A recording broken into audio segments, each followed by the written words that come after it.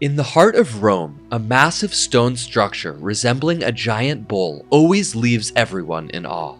From one side, the entire architecture appears solid, with tall, imposing walls exuding majesty. However, just a turn to the other side reveals a different scene. Part of the outer wall is missing, exposing layered corridors and a deep hollow space inside. Today, what remains is only a ruined framework, like an ancient artifact abandoned in the midst of a modern city. It is hard to believe that this place was once a perfect circle, balanced down to every detail. And this is not merely a mark of time. Behind every gap in the stone, every missing block are linked to very specific historical events. To uncover the answer, we must follow the traces that remain, piece by piece, until we understand why a masterpiece of such magnitude began to decline at the very heart of a great city. And then, the questions that once seemed unanswerable begin to take shape. Why does one side still endure, while the other has fallen into ruin? And where, in the end, did those millions of tons of stone go? To understand it all, we must return to the past, back to a time when this monument still stood whole, before it was forever altered by time and by human hands. At its height, this was more than an arena of entertainment. It was a declaration in stone of the absolute power of the Roman Empire. Construction began in 70 CE and was completed in just 8 years, a pace that would astonish even modern engineering standards. Imagine a construction site in constant motion, lines of workers moving without pause, hauling massive blocks of white stone toward the center. Under the sun, the structure gradually took form, its surface glowing, reflecting like a living monument. In those days, the Colosseum did not bear the weathered gray we see today. It rose instead like a mountain at the heart of the city. Its walls were built with almost no mortar. Each stone was placed with such precision that even the slightest misalignment could disrupt the balance of the entire structure. Yet its strength lay not only in weight and precision, but within. Narrow grooves were carved into each block to hold iron clamps, forming a hidden system of connections. These metal joints bound the entire structure into a single unified mass, an invisible framework beyond the reach of the naked eye. It is estimated that nearly 300 tons of iron were used, and over time, the value of that metal turned the Colosseum into a target for relentless dismantling.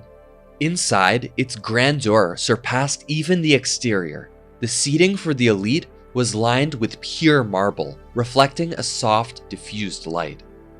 Arches were adorned with lifelike statues of gods. On scorching days, a vast fabric canopy stretched overhead, forming an artificial sky that sheltered more than 50,000 spectators.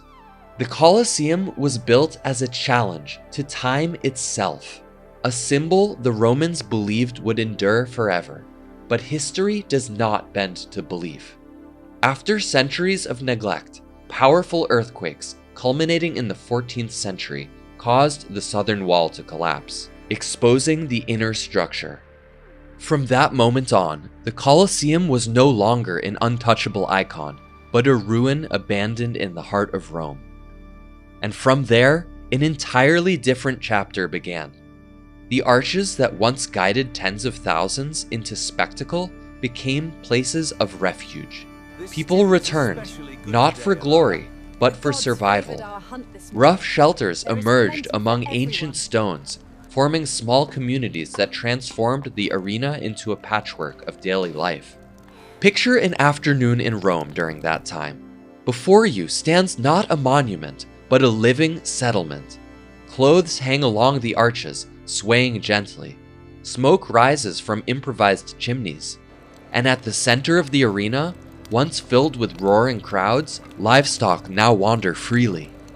Gradually, a small town took shape within the Colosseum, with its own rhythm and rules. Wooden floors were built within vaulted chambers, dividing spaces into multiple levels. Ancient passageways became homes, shops, and places of trade. Some rooms held glowing forges below, while entire families lived above. Historical records show that these spaces were not temporary. They were rented, even bought and sold. Over time, the Colosseum was divided like valuable property. Powerful families controlled different sections, much like ownership of commercial districts today. Within those ancient arches, life unfolded in full. Homes, storage areas, stables, even small churches, transforming an imperial symbol into a world of its own. The arena floor, once stained with blood, became a shared garden. Vegetables and fruit trees grew at its center, as the past was repurposed to sustain the present. At this stage, the Colosseum resembled a vast anthill. No emperors, no senators, only the sounds of ordinary life. Hammer strikes, voices calling out, and the echoes of animals among the ruins. Yet that life slowly weakened the structure. Walls were cut open for new entrances. Marble blocks were removed for daily use. Gaps were patched with makeshift materials. Gradually, the Colosseum lost its original form. Layers of rough brick and mud covered its surfaces, concealing the grandeur that once defined it. The erosion came from both outside and within. While authorities transported stone for construction, residents quietly dismantled part of the structure for survival. To them, it was no longer a monument, but a source of material and shelter. This process continued for centuries, leaving visible traces that remain today. Corridors once perfectly aligned became uneven and distorted. And when the inhabitants were eventually forced to leave, archaeologists discovered traces of chimneys and hearths embedded deep within the ancient concrete, like scars of human life etched into history. In the 13th century, a powerful family in Rome transformed the Colosseum into a fortress by sealing its arches, temporarily preserving parts of its weakening structure. But as power shifted, protection faded. The monument was no longer guarded. It was seen as a ready source of material, a vast quarry at the heart of the city, where the past was slowly dismantled to serve the present. This marked the beginning of what historians would later call the Great Dismantling. The removal of stone was not random, it was organized. Authorities allowed contractors to extract materials within set limits, in exchange for profit or services to the city. And so, a great masterpiece became part of the machinery of urban life. Sections of the southern wall collapsed, leaving behind vast open spaces filled with piles of rubble, forming a new landscape. People called it the Stone Forest, a massive depot where each block was marked and arranged, waiting to be taken away. If you could look back centuries, you would not see destruction unfolding in silence. Long lines of ox carts stretched across the roads of Rome, slowly pulling pieces of the Colosseum through the city. There was no single moment of collapse, only a prolonged disappearance, as if a giant were being dismantled layer by layer. From the Colosseum, a route of transport emerged, leading directly to the Tiber River. There, the stones did not vanish. They were reused to build docks, reinforce riverbanks, and resist floods. And the journey did not end there. The stones of the Flavian Amphitheater gradually appeared throughout Rome. In the very center of the city, traces of the Colosseum still remained. Not in its original form, but within the foundations, walls, and floors of new structures, as if it had not disappeared, but simply changed shape to continue existing. Standing before fortified palaces, few would realize that within them lay the remains of a wonder. The stones from the southern wall had not vanished. They had only been moved, continuing their existence in another form. The Barberini Palace carries a similar story. A phrase once circulated, "What the invaders did not destroy, the Barberini dismantled." A brief remark, yet enough to reveal how history itself was taken apart and reused. With papal approval, enormous amounts of material were removed, enough to build entire districts. But the journey of the Colosseum extended even further. The travertine stones that once defined its grandeur were carried away to build St. Peter's Basilica, the heart of Christianity. From a place of roaring crowds and bloodshed, the Colosseum quietly became part of the most sacred space. To transport such massive stones, roads and bridges had to be reinforced, as the infrastructure of the time could not bear the weight. Even the Cestius Bridge holds fragments of the arena, hidden beneath its outer surface. Nothing was wasted. Large stones formed new walls and buildings. Smaller fragments were crushed and burned into lime for mortar.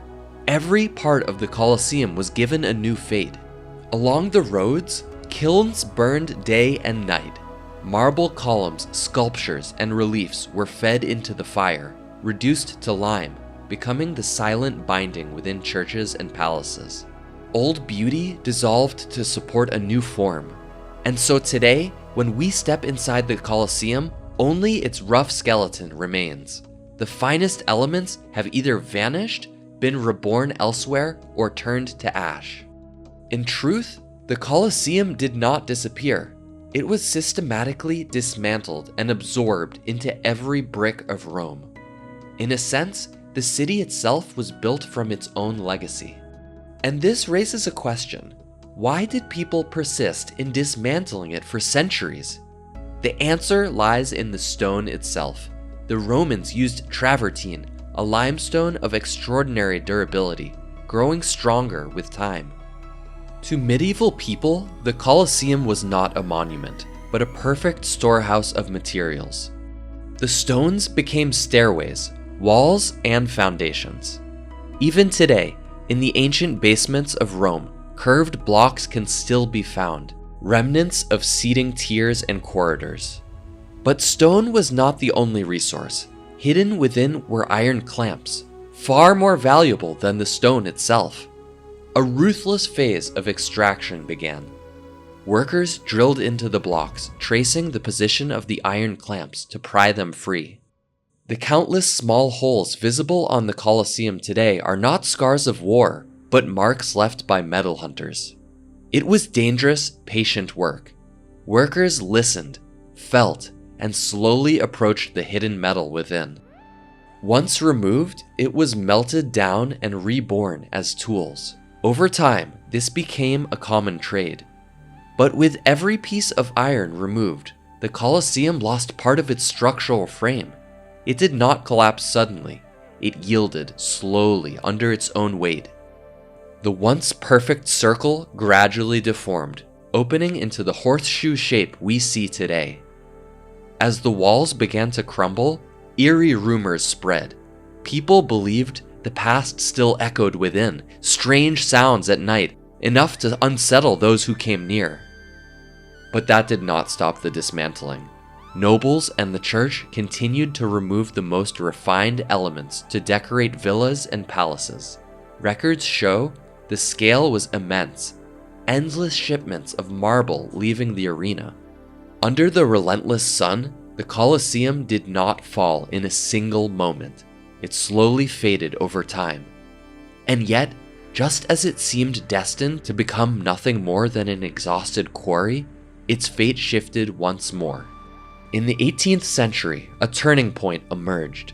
By then, the Colosseum no longer resembled a monument, but a wilderness.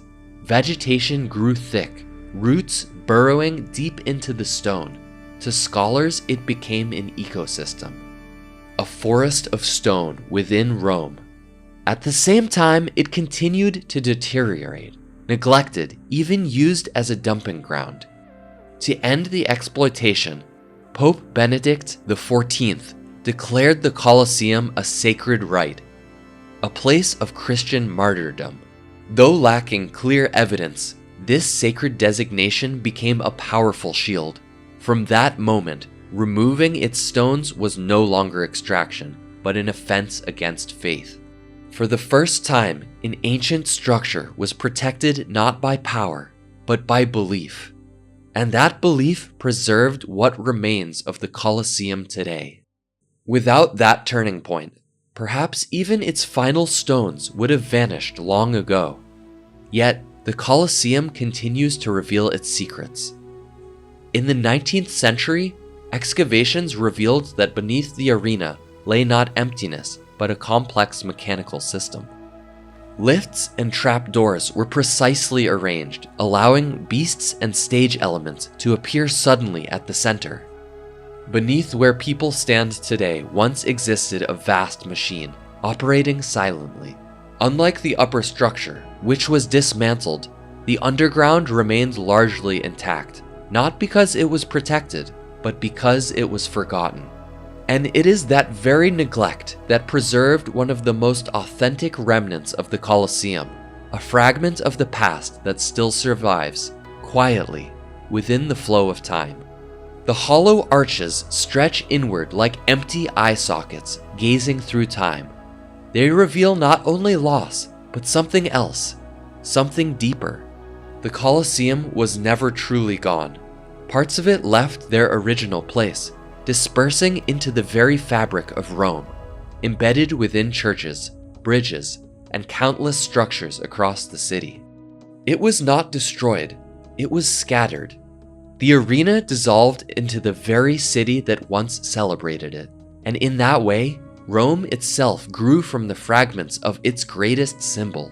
Yet one question has lingered for centuries. Why did the collapse of the Colosseum unfold unevenly?